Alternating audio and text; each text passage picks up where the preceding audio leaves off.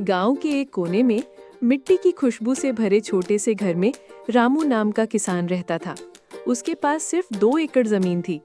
पहले वो पुराने तरीकों से खेती करता था, बैल से हल चलाता, दानेदार पुराने बीज बोता और हर साल बारिश के भरोसे रहता। लेकिन पिछले कुछ सालों से मौसम उसका साथ नहीं दे रहा था।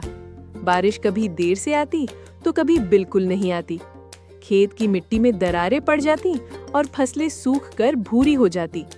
रामू के चेहरे की मुस्कान भी धीरे धीरे मिटने लगी थी।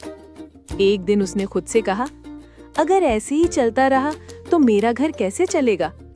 यहीं से उसने ठान लिया कि अब कुछ नया करना ही पड़ेगा।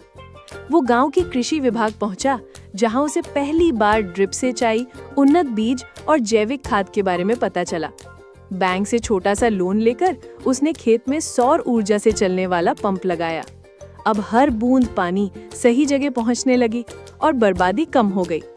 गांव के कुछ लोग हंसते हुए बोले, इतना खर्च करके क्या मिलेगा? लेकिन रामू ने उनकी बातों पर ध्यान नहीं दिया। उसने टमाटर, मिर्च और फूलों की खेती शुरू की, फसलें जो कम पानी में भी खूब फलती फूलती हैं। दिन रात मेहनत और नए तरीकों की बदौलत कुछ ही महीनों में खेत हरे भरे हो गए। फूलों की खुशबू और टमाटर की लालिमा ने पूरे खेत को रंगीन बना दिया। जब फसल मंडी पहुंची तो अच्छे दाम मिले। रामू ने लोन भी चुकाया और अपने घर में खुशियों की नई फसल उगा दी।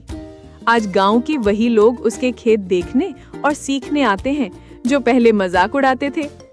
रामू की कहानी गांव में एक मिसाल बन गई।